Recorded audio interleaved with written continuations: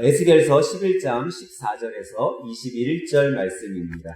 여호와의 말씀이 내게 임하여 가라사대 인자야 예루살렘 거민이 너희 형제 곧 너희 형제와 친속과 이스라엘 온 족속을 향하여 이르기를 너희는 여호와에게서 멀리 떠나라. 이 땅은 우리에게 주어 기업이 되게 하신 것이라 하였나니 그런즉 너는 말하기를 주 여호와의 말씀에 내가 비록 그들을 멀리 이방인 가운데로 쫓고 열방에 흩었으나 그들이 이른 열방에서 내가 잠깐 그들에게 성소가 되리라 하셨다 하고 너는 또 말하기를 주 여호와의 말씀에 내가 너희를 만민 가운데 모으며 너희를 흩은 열방 가운데서 모아내고 이스라엘 땅으로 너희에게 주리라 하셨다 하라.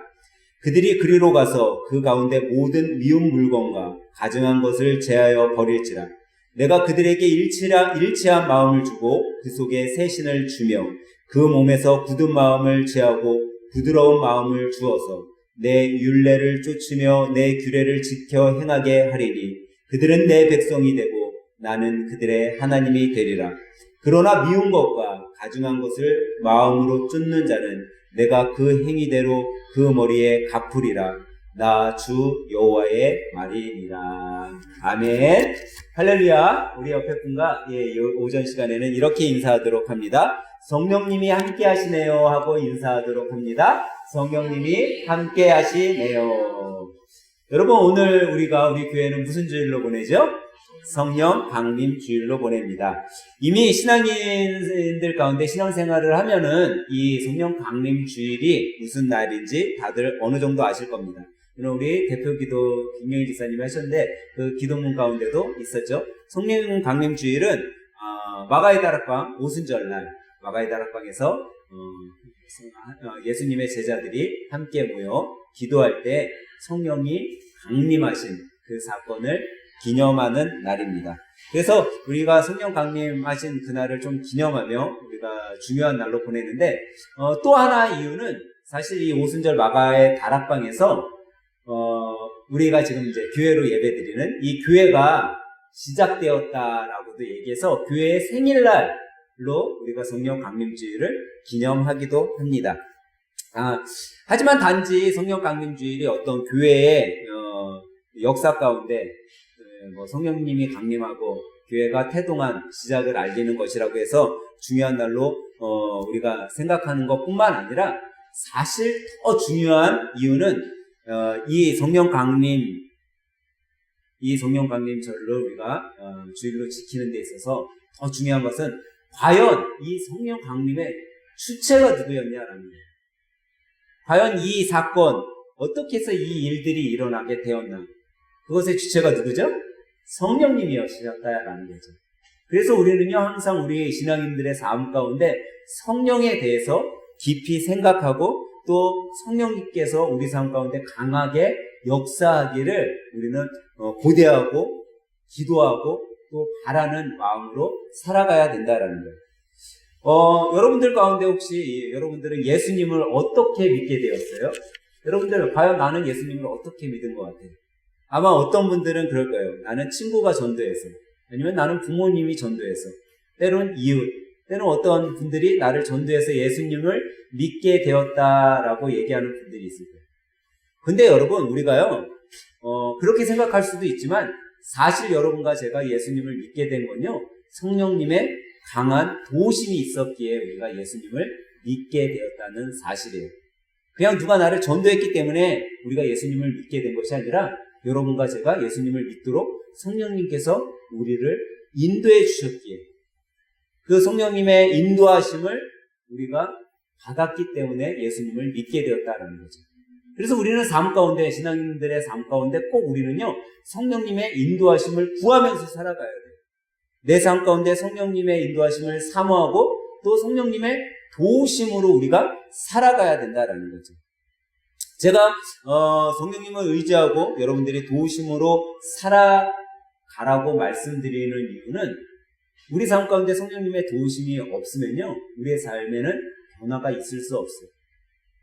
여러분과 제가 잘 알듯이 사람은 잘 변하지 않는다고 그랬어요.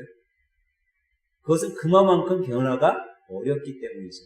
근데 성령님께서 여러분과 저의 삶에 역사하시고 인도하시면 우리는 변화될 수 있다라는 거예요. 아마들 다들 5년에서 10년 이상 여러분들이 아마 신앙생활을 지금 쭉 해오고 있으실 거예요. 근데 여러분 5년이나 10년 동안 이렇게 신앙생활을 해오면서 한번 여러분들의 신앙생활에 추억을 한번 생각해 보았으면 좋을 것 같아요. 여러분 한번 인생 속에 여러분들의 추억들이 있을 거예요. 내가 여태까지 어려서부터 살아오면서 많은 추억들이 있는데 그런 추억 말고 내가 신앙생활을 하면서 내가 신앙인으로서 이제 살아갈 때 과연 나는 신앙의 추억이 있는가 한번 생각해 보자라는 거예요. 다들 눈꽃만한 추억도 없는 분들 같아요. 나는 신앙의 추억은 없어요 하는 분들 같은데 여러분 우리 삶 속에 이런 생각을 한번 해본 적이 있을 거예요. 누가 나 좀 도와줬으면 하는 생각. 내 인생을 살아갈 때 누가 나 좀 정말 이때는 좀 나 좀 도와줬으면 뭐 이런 생각도 아무도 안 해보셨어요? 나만 해봤나? 나만 해봤나? 아마 다들 그런 생각을 해봤을 거예요. 정말 어려움이 있을 때 정말 어려운 문제에 부닥쳤을 때 정말 내 옆에서 누가 나 좀 이것 좀 해결해 줬으면. 근데 여러분 우리가 사회생활을 하다 보면요 어려운 시기를 겪을 때 누가 나를 도와주는 사람보다는요 오히려 나와 경쟁하는 사람들이 더 많다라는 거예요. 누가 나와 내 삶의 동반자가 되어주기보다는 나의 힘듦을 같이 겪어주는 사람이 있기보다는 오히려 나를 경쟁 상대로 누르고 더 멀리 가려는 사람들이 우리 주위에는 더 많다라는 거죠. 그러면 어떻게 보면 인생의 동반자는 그리 많지 않은 거예요. 오히려 뭐 가족 정도 나의 인생의 동반자가 될까? 아니면 나하고 정말 절친한 친구 정도.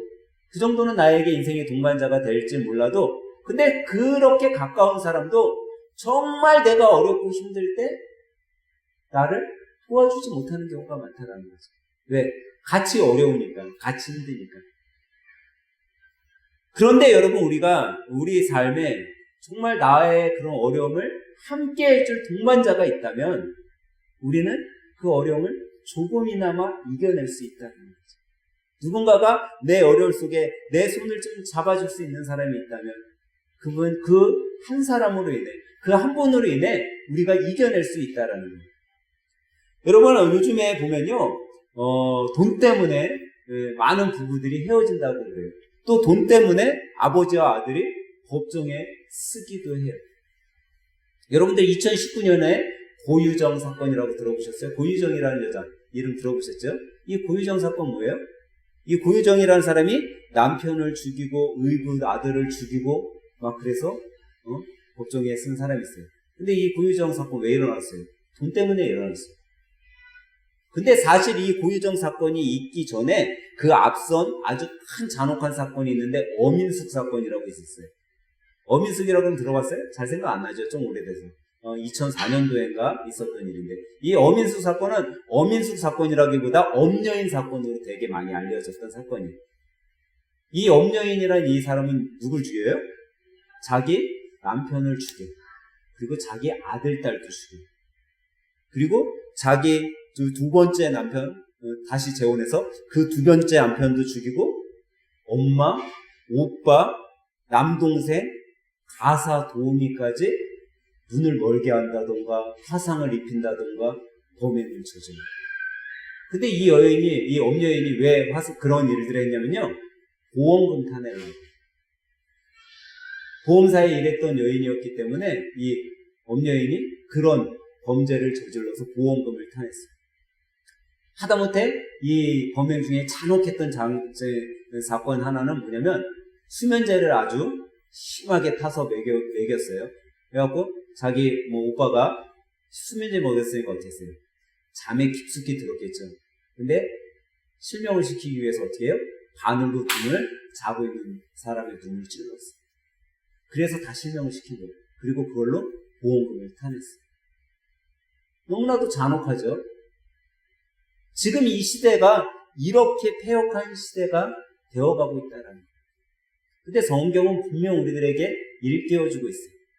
주님이 오실 날이 다가오면 다가올수록 이 시대가 더욱더 폐역한 시대가 될 것을 가르쳐주고 있어요. 악한 사탄은 더욱더 주님이 오실 날이 다가오면 다가올수록 주님의 자녀들을 어떻게 해서든지 지옥으로 끌고 가기 위해 하나라도 주님의 자녀가 되지 않게 하기 위해 더 악랄하게 발악을 하는 거예요.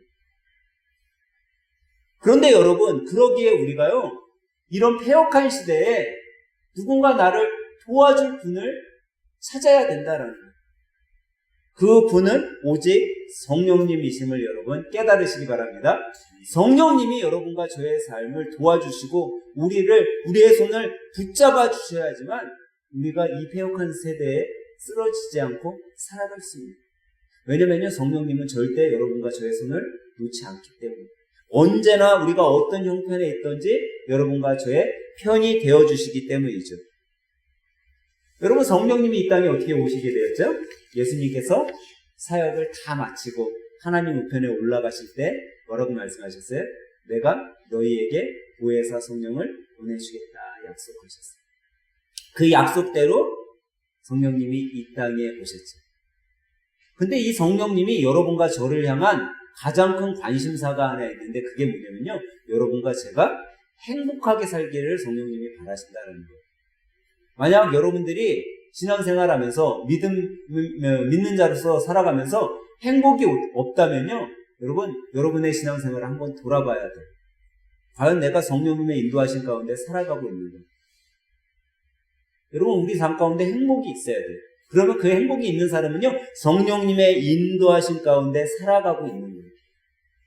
근데 여러분 삶 가운데 행복이 없고 항상 짜증, 불안, 초조, 원망 이것만 있다면 여러분들은요, 성령님의 인도하신 가운데 살아가지 못하고 있는 거죠. 기독교 보험주의 운동한 목사님들 중에 거장이라고 부르는 존 스타트 목사님이 있어요. 존 스타트 목사님, 이 목사님이 한 말 중에 이런 말이 있어요. 성령이 계시지 않다면 그리스도의 제자가 된 것은 상상할 수도 없으며 불가능한 것이다. 생명을 주시는 분이 없으면 생명은 있을 수도 없고, 진리의 영이 없으면 깨달음이 없으며, 성령의 연합이 없으면 교제가 없고, 성령의 열매를 떠나서는 그리스도를 담는 성품도 지닐 수 없다. 성령의 권능이 없이는 효과적인 증거를 할 수 없고, 호흡이 없는 육체는 시체인 것과 마찬가지로 성령이 없는 교회는 죽은 것이다 라고 말했습니다. 여러분, 성령은 분명히 있음을 믿으시기 바랍니다. 그렇기 때문에 우리는요, 성령의 인도하심을 쫓아 살아가야 된다라는 거예요. 여러분, 성령 충만한 삶을 여러분들 살고 계세요, 지금? 나는 성령 충만한 신앙인으로서 살아가고 있어요? 다시 말해, 여러분들이 성령 충만한 사람으로 살아가고 있냐 없냐는요, 내가 과연 내 인생, 내 삶을 살아갈 때 능력 가운데, 내가 힘 가운데 살아가고 있냐라는 거예요. 내가 삶 가운데 좀 지치더라도 그 지친 삶을 이겨낼 힘이 있으면 살아갈 수 있어요, 없어요? 있어요. 내가 좀 어려운 문제가 있어요. 근데 그 문제를 이겨낼 힘이 있으면 살아갈 수 있는 거예요. 아까 오전에 우리 현주 집사님이 장로님 팔뚝을 이렇게 잡으면서, 아이고, 우리 아버지 팔뚝은 근육이 진짜 누가 70대로 알겠어 그러시더라고요. 근데 여러분, 몸에 근육이 있으면 뭐 한 거예요? 힘이 있는 거예요. 70이 됐든 80이 됐든 내 몸에 근육이 있고 힘이 있으면 살아갈 수 있는 거예요. 육적인 삶을 살아갈 수 있죠. 왜? 힘이 있으니까. 근데 여러분, 팔에 근육도 없고 그냥 거죽 하나 겨우 붙어 있고 다리에 힘도 안 들어가고 팔에 힘도 하나도 안 들어가면요, 그 사람은요, 육적인 삶도 살아갈 수 없는 거예요. 왜? 힘이 하나도 없으니까. 근데 우리의 삶 가운데 더 중요한 힘이 있는데 그거는요, 영적 힘이라는 거예요. 이 영적 힘은요, 성령님이 여러분과 저에게 주시는 힘이죠. 영적 힘은요, 때로는 여러분들과 저에게 지혜로, 지식으로 우리들에게 힘이 되주기도 해요. 어려운 문제가 있을 때 여러분, 우리가 영적 지식으로 지혜 가운데 해결해 나갈 수 있는 사람도 있는데, 어떤 사람은요, 영적 지혜, 지식이 없기 때문에 그 문제에 그냥 낙심하고 쓰러지는 사람도 있다는 거예요. 근데 이 영적 성령님의 도우심은 어떤 사람에게 오냐?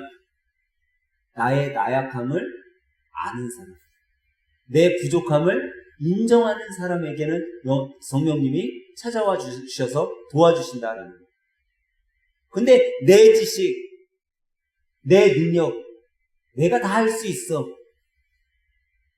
그런 사람에게는요, 성령님이 찾아와 주시지 않아요. 왜? 본인이 다 할 수 있는데 뭐.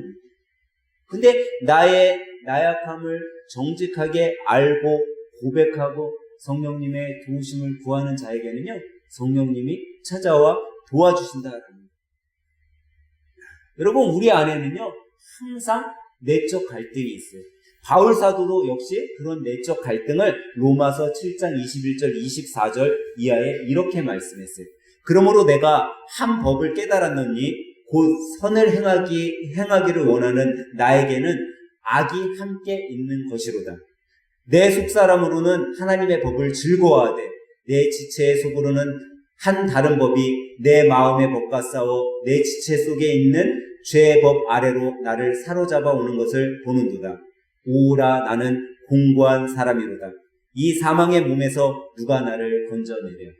바울 사도 역시 안에서 두 가지 법이 항상 싸우고 있다고 그랬어요. 하나님을 아는 법, 또한 인간의 법. 악과 선이 항상 싸우고 있대요. 근데 그 악과 선이 싸우는 그 공고한 내 몸속에서 누가 나를 건져낼 수 있냐라고요. 성령님께서 여러분과 저를 건져 주실 수 있다는 거죠. 나는 내 힘으로, 내 어떤 판단으로, 내 지식으로는 세상과 타협할 수밖에 없어요. 세상을 이길 수 없어요. 돈의 노예가 돼서, 물질의 노예가 돼서 범죄할 수밖에 없어요. 그런데 성령님이 여러분의 삶을 주장하여 주시고 인도하면요, 우리는 이 사단의 속박으로부터 벗어나 자유한 삶을 누릴 수 있는 거예요. 저는 여러분과 제가 정말 우리의 인생 속에, 선한 싸움 속에 성령님의 인도하심 가운데 성령님의 도우심으로, 성령의 방법으로 승리한 삶을 살아가는 여러분 되시길 주님의 이름으로 간절히 부탁드립니다. 그러면 과연 여러분과 제가 우리 성령님이 우리에게 임하셔서 우리 삶을 인도해 주시면 우리는 과연 어떤 일들이 일어날까요? 우리는 오늘 오전 시간에 몇 가지 성령님이 임하셨을 때 일어나는 일들을 좀 살펴보려고요. 첫 번째로 성령님이 우리에게 임하시면요, 우리는 지금까지 여러분과 제가 지은 죄에서부터 어떻게 돼요? 자유로워진다는 거예요. 오늘 본문 15절은 이렇게 말씀하고 있어요. 인자야 예루살렘 거민이 너희 형제 곧 너희 형제와 친속과 이스라엘의 온 족속을 향하여 이르기를 너희는 여호와에게서 멀리 떠나라. 이 땅은 우리에게 주어 기업이 되게 하신 것이라 하였나니라고 말씀하고 있어요. 이 말씀은 이스라엘이 이제 바벨론의 포로가 되었어요. 그래서 이스라엘 백성 중에 일부가 바벨론의 포로로 끌려가요. 이스라엘에 남아있는 사람들도 있었어요. 근데 이스라엘에 남아있는 사람들 중에 이스라엘 백성들 중에 바벨론으로 포로로 끌려간 사람들을 향해서 그랬어요. 너희들은 하나님께서 버리셨어. 너희들은 하나님 앞에 많은 죄를 범했기 때문에 포로로 끌려간 거야. 그나마 우리는 하나님 앞에 정직했기 때문에 여기 이스라엘에 남아서 살 수 있게 된 거야 하며 그들을 어떻게 했어요? 새눈을 끼고 핍박하고 조롱하고 욕했어요. 근데 사실 바벨론의 포로로 끌려간 사람들 중에 의인들이 있었어요, 없었어요? 우리가 잘 아는 다니엘, 또 다니엘의 세 친구, 이런 사람들은 의로운 사람들이었어요, 아니었어요? 의로운 사람들이었어요. 오히려 하나님을 정말 진실되게 자기 생명을 내어놓고 믿은 사람들이죠. 근데 그런 사람들을 향해 이스라엘에 남았던 사람들이 조롱하고 욕하고 너희들 하나님 앞에 범죄했어 라고 이야기했다라는 거죠. 근데 지금 제가 읽어드린 이 말씀은 바벨론으로 이렇게 이스라엘 백성들이 끌려갔을 때 하나님께서 에스겔 선지자를 통해 해주신 말씀이에요. 근데 여러분, 우리가 한번 생각해 봐야 된다는 거예요. 우리 인생 속에요, 어려움과 고달픔이 있을 때 그게 내가 정말 죄를 졌기 때문에 그런 일들이 일어나는 게 아니라는 거예요. 때론 우리가 이런 생각할 때 있어요. 어려움이 막 있으면 내가 뭐 잘못해서 그런가 하나님 앞에? 우리 가정이 무슨 하나님 앞에 정말 범죄한 일이 있나? 그래서 이런 일이 우리 가정에 임하나? 라고 우리가 생각할 수도 있다라는 거예요. 근데 그렇지 않다라는 거예요, 여러분. 우리가 인생 살아갈 때 어려움은요, 하나님께서도 우리들을 시험하기 위해 주실 수 있지만 사단이 우리를 하나님의 곁에서 멀어지게 하기 위해서 사단이 시험할 때도 있다라는 거예요. 그럴 때 우리가 어떻게 해야 된다고요? 성령님의 도우심을 구해야 된다는 거예요. 그럴 때 내 안에 불안함, 내가 죄를 져서 그랬었나? 이런 죄의 문제에 대해서 우리가 어떻게 할 수 있어요? 벗어날 수 있다라는 거죠. 지금 방금 읽어드린 그 말씀 다음에 하나님은 에스겔에게 이렇게 말씀하고 있어요. 오늘 본문 16, 17절이죠. 그런즉 너는 말하기를 주 여호와의 말씀에 내가 비록 그들을 멀리 이방 가운데로 쫓고 열방에 흩었으나 그들이 이른 열방에서 내가 잠깐 그들에게 성소가 되리라 하셨다 하고 너는 또 말하기를 주 여호와의 말씀에 내가 너희를 만민 가운데 모으며 너희를 흩을 열방 가운데서 모아내고 내 이스라엘 땅으로 너희에게 주리라 하셨다 하라. 이 말씀은요, 바벨론으로 이제 끌려간 사람들이 하나님의 말씀을 기도하고 성령님의 인도하신 가운데 살아가면 다시금 하나님께서 어떻게 했다는 거예요? 회복시켜 주시겠다는 거예요. 이스라엘로 돌아오게 해주겠다라는 거죠. 그 다음에 이스라엘이 어떻게 살아갈 것을 하나님께서 말씀해 주셨어요. 18절에 보니까 그들이 그리로 가서 그 가운데 모든 미운 물건과 가증한 것을 제하여 버릴지라. 여기 보니까 미운 물건, 가증한 것들, 이게 뭘까요? 우상을 버리라는 거예요. 근데 이거는 어떤 만들어진 우상뿐만 아니라 우리의 마음의 우상도 버리라는 거죠. 우리 마음속에 지은 죄까지도 가증한 것이기에 이런 죄까지도 우리가 다 벗어버려야지만 하나님께서 우리의 삶 가운데 역사해 주겠다라고 말씀하고 있는 거예요. 근데 이 죄를 우리가 어떻게 벗어버릴 수 있냐라는 거죠. 우리는요, 우리 힘으로 우리 죄를 벗어버릴 수 없어요. 그렇기 때문에 우리 안에 누가 임해야 돼요? 성령님께서 임해야 되는 거예요. 성령님이 임하시면 우리는요, 죄의 숙박에서 벗어날 수 있는 거예요. 오직 성령님께서 임하실 때 우리는 죄에서 자유함을 누리게 되는 거죠. 사랑하는 하늘생 가족 여러분, 성령의 임재하심을 받아서 죄에서 자유함을 얻으시길 주님의 이름으로 간절히 부탁드립니다. 그러면 두 번째로 성령님이 임하시면 여러분 우리는 어떤 삶에 어떤 일들이 일어날까요? 그것은요, 내적인 변화가 일어난다는 거예요. 오늘 본문 19절은 이렇게 말씀하고 있어요. 내가 그들에게 일치한 마음을 주고 그 속에 새신을 주며 그 몸에서 굳은 마음을 제하고 부드러운 마음을 주어서라고 말씀하고 있어요. 여기 보니까 성령님이 임하니까요, 사람들이 다 어떻게 해요? 일치한다라는 거예요. 동일한 마음이 든다라는 거죠. 성령님이 임하면요, 끊임없이 우리 마음에 변화를 주신다라는 거예요. 여러분, 사람은요, 스스로 자기의 마음을 변화시키기 되게 힘들어요. 스스로 마음을 변화시킨다라는 건요, 자기가 딴 사람이 되는 거예요, 말 그대로. 지금까지 해왔던 모든 것들을 접어버리고 새 사람이 되는 거죠. 근데 이것이 너무 어려운 거예요. 다윗은요, 시편 51편 10절에 이렇게 고백하고 있어요. 하나님이여 내 속에 정한 마음을 창조하시고 내 안에 정직한 영을 새롭게 하소서라고 얘기하고 있어요. 하나님이여 내 속에 정한 마음을 창조하시고, 내가 정한 마음을 만드는 것이 아니라 하나님이 내 안에 정한 마음을 창조해 주시고 내 영을 새롭게 해 주십시오 라고 고백하고 있어요. 근데 여기에 기도했던 내용, 이 다윗이 기도했던 내용이 뭐냐면 그 뒤에 이렇게 얘기하고 있어요. 나를 주 앞에서 쫓아내시 마시며 주의 성령을 내게서 거두지 마소서. 내가 정한 마음을 갖기 위해, 내가 정한 마음으로 변화되기 위해 가장 중요한 거는 뭐냐면요, 내 안에 성령님이 계셔야 된다라는 거예요. 성령님이 계실 때 우리는 내적 변화가 일어난다라는 거죠. 여러분, 이것은 교회에서만의 이야기가 아니에요. 이것은 믿는 사람만의 삶의 이야기가 아니에요. 우리의 모든 영역 속에 일어나는 거죠. 세상 사람도요, 변하지 않아요. 가족들이요, 부모가 아무리 얘기해도 자녀들 안 변해요. 그런데 그 변화는 어떻게 일어날 수 있어요? 성령님이 임하면 변화될 수 있는 거예요. 그렇기 때문에 여러분, 우리는요, 한 가지쯤 우리 삶 가운데 생각해야 될 것이 있는데, 그게 뭐냐면요, 과연 우리에게 있어서 가장 큰 복이 무엇일까? 우리에게 있어서 물질이 많아지는 것, 장사가 잘 되는 것, 그것이 가장 큰 복인 것 같아요. 여러분, 우리에게 있어서 가장 큰 복은요, 여러분과 저의 마음이 새로워지는 거예요. 이 새로워지는 것을요, 세상 사람들은 이렇게도 얘기할 수 있어요. 만족감. 여러분들 작은 것 갖고 만족하면 그 사람 만족한 거예요? 만족한 거예요? 만족하지 못한 거예요? 만족한 거예요. 근데 아무리 많은 것을 갖고 있어도 만족하지 못하면 그 사람 만족한 거예요? 만족하지 못한 거예요? 만족하지 못한 삶을 사는 거예요.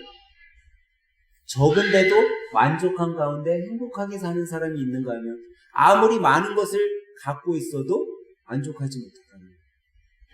근데 성령께서 우리에게 임하시면 오늘 본문에 나온 말씀처럼 우리에게 일치한 마음, 하나된 마음을 준다라는 거예요.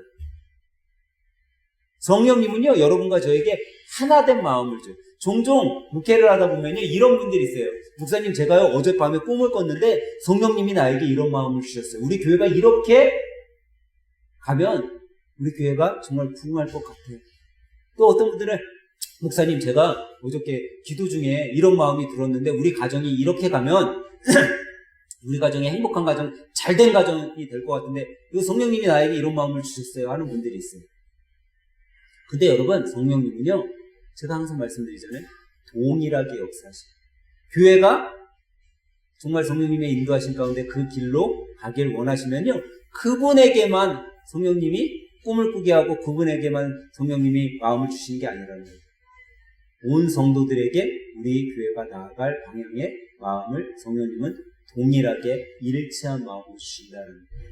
우리 가정이 정말 예수님이 원하시는 가정으로 가게 하려면 부모님에게만, 엄마에게만 성령님이 그 마음을 주는 것이 아니라 우리의 자녀들에게도 동일한 마음을 준다라는 거죠. 그러면 오히려 우리가 그런 마음이 들었을 때 어떻게 해야 될까요? 그것을, 야, 성령님이 엄마에게 이런 마음 줬으니까 너들 이렇게 예수님 믿어야 돼. 이게 아니라, 하나님, 정말 이게 우리 가정을 향한 뜻이라면, 우리 교회를 향한 주님의 뜻이라면 동일한 마음을 우리 아이들에게도 주세요. 우리 성도님들에게도, 우리 집사님들에게도 하나님 동일한 마음을 주세요 하고 기도해야 되는 거예요. 왜? 성령님은 동일한 마음으로 우리를 변화시켜 주시기 때문이죠. 여러분, 세계 속의 한국이라는 말 많이 들어봤잖아요. 세계 속의 한국. 그러면서 한 20년 전, 30년 전만 해도 세계 사람들이 한국인들을 뭐라고 했냐면, 한국인들은 정말 똑똑하다고 했어요. 대단한 열정, 머리도 좋고 정말 열심이고, 그래서 한국 사람들 이기기가 참 힘들어. 한국은 아마 정말 훌륭한 나라가 될 거예요. 세계의 많은 나라들이 그렇게 입을 모아 20, 30년 전만 해도 이야기했었어요. 근데 지금은요, 세계에 있는 사람들이 뭐라고 얘기하는지 아세요? 야, 한국 사람들 혼자는 참 잘해. 근데 두 명이 모이면 뭐예요? 두 명이 모이면 싸워. 근데 세 명이 모이면 뭐해? 네? 세 명이 모이면 뭐예요? 고스톱 쳐요? 세 명이 모이면 고스톱 친다는 분들 고스톱 빨리 끊어. 세 명이 모이면 고스톱 치는 게 아니라 세 명이 모이면요, 팔을 나눈대, 팔을. 자기 편으로 끌어들이려고 한대라는 거예요. 여러분, 왜 그럴까요? 이게 지금 우리가 살아가는 세대의, 그 세대가 제가 설교 앞부분에서 말한 것 같은 폐역한 세대가 되어가고 있는 거예요. 한국이 그런 나라로 바뀌어가고 있는 거예요. 이기주의적인 나라로 바꾸어가고 있는 거예요. 자기만 아는 나라가 되어가고 있는 거죠. 근데 성령님은요, 자기만 고집하는, 자기만 잘난 나라가 아니라 모든 성도들에게 일치한 마음을 주시고 하나 되는 마음으로 살아가게 해주신다라는 거죠. 그래서 예수님께서는요, 마태복음 18장 19절에 이렇게 말씀하셨어요. 진실로 다시 너희에게 이르노니 너희 중에 두세 사람이 땅에서 합심하여 무엇이든지 구하면 하늘에 계신 내 아버지께서 저들을 위하여 이루게 하시리라. 여기에 보니까요, 두세 사람이 뭐 했다고요? 합심했어요. 하나가 된 거예요. 일치한 마음을 가진 거예요. 여러분, 우리 교회가 잘 되기 위해서는요, 일치한 마음을 가져야 돼요. 근데 그 마음은 누가 주셔요? 성령님이 주시는 거예요. 사람의 마음으로는요, 일치할 수 없어요. 사람은요, 어떻게 해서든지 나를 누르고 자기가 올라가려고 해요. 근데 성령님은 그렇지 않으세요. 여러분과 저희가 합심하는 마음, 일치한 마음을 주시는 거죠. 사람은 아무리 노력해도 스스로 할 수 없는 것을 성령님께서 행해 주심을 여러분 믿으시기 바랍니다. 그래서 그 성령님이 우리 안에 임하시도록 우리가 기도해야 됩니다. 그 성령님이 우리 안에 임하시면 여러분들 마음이 다 변화가 일어납니다. 마지막 세 번째로 성령님이 임하시면 어떠한 일이 일어나냐면요. 그것은 여러분과 제가 능력 가운데 하나님의 백성으로 살아갈 수 있다는 거예요. 오늘 본문 20절에 이렇게 말씀하고 있어요.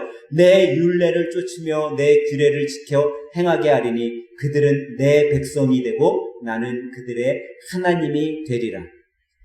성령님께서 우리에게 임하시면 우리가 하나님의 백성이 될 수 있는데 그 하나님의 백성이 될 수 있는 방법을 이야기해 주고 있어요. 그 방법은 뭐예요? 하나님의 율례를 쫓고 하나님의 규례를 지켜 행할 때. 하나님의 율례, 하나님의 규례는 뭘까요? 하나님의 말씀. 우리가 하나님의 말씀을 아는 대로 내 삶 가운데 행하기만 하면 되는 거예요. 그러면 성령님께서 우리 안에 오신다는 거죠. 성경이 우리들에게 가르쳐주는 게 뭐예요? 기도하라. 성경이 우리들에게 가르쳐주는 게 뭐예요? 말씀을 봐라. 말씀을 들어라. 찬송하라. 이게 우리들에게 가르쳐주는 거예요. 이것만 잘하면 하나님이 우리 가운데 임하셔서 성령님이 우리 가운데 임재하셔서 우리가 하나님의 백성으로 능력 있는 삶을 살아갈 수 있다라는 거죠. 그러면 하나님의 능력이 우리 안에 임하면요, 우리가 두려울 것이 없는 거죠. 다윗은 소년이었어요. 너무나 작은 소년이죠. 어떻게 보면 저와 정원이가 1대1로 붙은 거예요. 정원이가 저하고 1대1로 정말 서로 모르는 사람으로 붙은다면 누가 이기겠어요? 제가 정원이를 봐주겠어요? 안 봐주겠어요? 네? 근데 제가 정원이를 사랑하니까 정원이하고 1대1로 붙으면 제가 항상 어떻게 해요? 지는 거예요. 사랑하는 마음, 그 사랑하는 마음이 있어서. 골리앗이 다윗을 사랑하는 마음이 있어서 지지는 않았지만, 근데 여러분 여기서 우리가 생각해 볼게. 다윗이 그 조그만 소년이 어떻게 골리앗을 향해 나갈 수 있었냐라는 거예요. 그것은 하나님이 소년 다윗에게 능력을 줬기 때문에, 골리앗을 이길 능력을 줬기 때문이죠.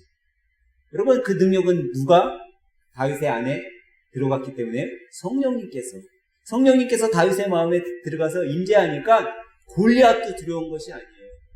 그렇다고 오늘 저녁에 가셔갖고 우리 유미 집사님, 정원아, 너 목사님이 이기려면 너 안에 성령이 들어가야 된다. 이길 수 있다. 여러분 우리의 삶 가운데요, 성령님이 내 안에 들어가면요, 그 순간부터 우리는요, 능력의 삶을 살아갈 수 있는 거예요. 근데 이 능력의 삶은요, 내 연약함을 인정하는 자에게 주님께서 찾아와 주시는 거예요. 나의 연약함을 우리가 토로하고 주님 앞에 자복하는 그런 기도를 하는 자에게 주님께서 친히 그의 삶에 들어가 주셔서 성령님의 인도하신 가운데 살아갈 수 있는 거죠. 나의 연약함을 인정하지 않으면요, 절대 성령님은 역사하지 않아요. 여러분이 잘 알듯이 바울 사도 똑똑한 사람이었어요? 부족한 사람이었어요? 바울 사도는요, 엄청 똑똑한 사람이었어요. 그의 학식은요, 정말 지금으로 따지면 대학 교수로 그냥 가갖고 어디 가서 강연해도 언제든지 불러줄 수 있는 그런 똑똑함의 지식을 갖고 있는 사람이었어요. 그런데 그가 지식적으로 똑똑함으로 행했을 때 그는 능력의 하나님의 종으로 살지 못했어요. 근데 그가 오히려 자신의 나약함을 이렇게 고백했을 때 하나님께서 그를 사용해 주셨어요. 고린도후서 12장 9절 10절에 보면 내게 이르시기를 내 은혜가 내게 족하도다. 이는 내 능력이 약한 데서 온전하여 짐이라 하신지라. 그러므로 도리어 크게 기뻐함은 나의 여러 약한 것들에 대하여 자랑하리니 이는 그리스도의 능력으로 내게 머물게 하려 함이라. 그러므로 내가 그리스도를 위하여 약한 것들과 능욕과 궁핍과 핍박과 곤란을 기뻐하노니 이는 내가 약한 그때에 곧 강함이니라. 바울 사도가요, 자기가 정말 저는 나약합니다. 저는 부족합니다. 저는 아무것도 없습니다. 라고 주님 앞에 자기의 모든 삶을 내려놓았을 때 그가 어떤 자가 되었어요? 가장 강한 자가 되었습니다. 여러분 삶 가운데 정말 능력의 삶, 강한 자의 삶, 정말 어떻게 보면 육적인 것뿐만 아니라 영적 풍성한 삶을 살아가길 원하세요? 그러면 여러분 우리는요 성령의 임재하심을 받아야 되는 거예요. 성령이 임재하시면 우리는 능력의 하나님의 백성으로서 살아갈 수 있게 되는 거죠. 나의 무능함을 인정할 때, 나의 부족함을 인정할 때, 제가 종종 말씀드리잖아요. 가진 것이 많고 부유하고 잘난 사람은요 정말 하나님을 경험하기 힘들어요. 예수님을 만나기 힘들어요. 왜? 내가 가진 게 너무 많으니까.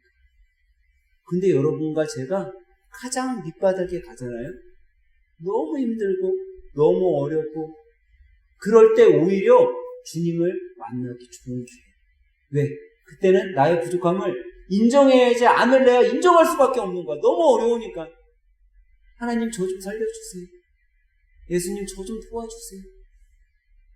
내가 너무 어려우니까 주님 앞에 구할 수밖에 없는 거예요. 근데 그렇게 나의 나약함을 우리가 우리의 삶 가운데 인정할 때 주님께서는 바로 찾아와 주신다는 거예요. 바로 만나 주신다라는 거죠. 예전에 제가 한번 예화로 드렸었던 적이 있는데 여러분들이 잘 아는 세계를 뒤흔든 복수 한 명이 있어요.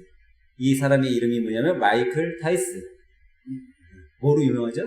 권투하다가 상대방의 귀를 깨문 걸로 아주 유명한 사람이죠. 근데 사실 이 마이클 타이슨의 인생 이야기 중에요 이런 이야기가 있어요. 그에게 4살 난 딸이 있었어요. 근데 이 딸이 그만 런닝머신 줄에 목이 감겨서 죽게 됩니다. 그때 이 마이클 타이슨이 이런 이야기를 했어요. 저는 결코 행복하지 않을 것입니다. 저는 홀로 죽을 것입니다. 저는 정말 비참한 존재입니다. 저는 낭비하는 삶을 살 것입니다. 저는 실패자입니다. 저는 잃어버린 자입니다. 그러나 이제 저는 새롭게 살고 싶습니다. 그가 이런 자신의 말을 하고 새로운 인생으로 살아가게 되었어요. 그래서 유명한 복서가 되었죠. 어떻게 보면 이 마이클 타이슨의 삶, 그 삶과 여러분과 저의 삶도 비슷하다고 할 수 있어요. 여러분과 저의 삶도 크고 작음의 차이는 있을지 모르지만 때론 우리의 삶도 이 마이클 타이슨처럼 비참하게 느껴질 때가 있을 수도 있다는 거예요. 지금 내 삶이 너무나도 어렵고 정말 아픔 가운데 살아가고 있다라는 그런 고백의 삶을 여러분들이 살고 있을지도 몰라요.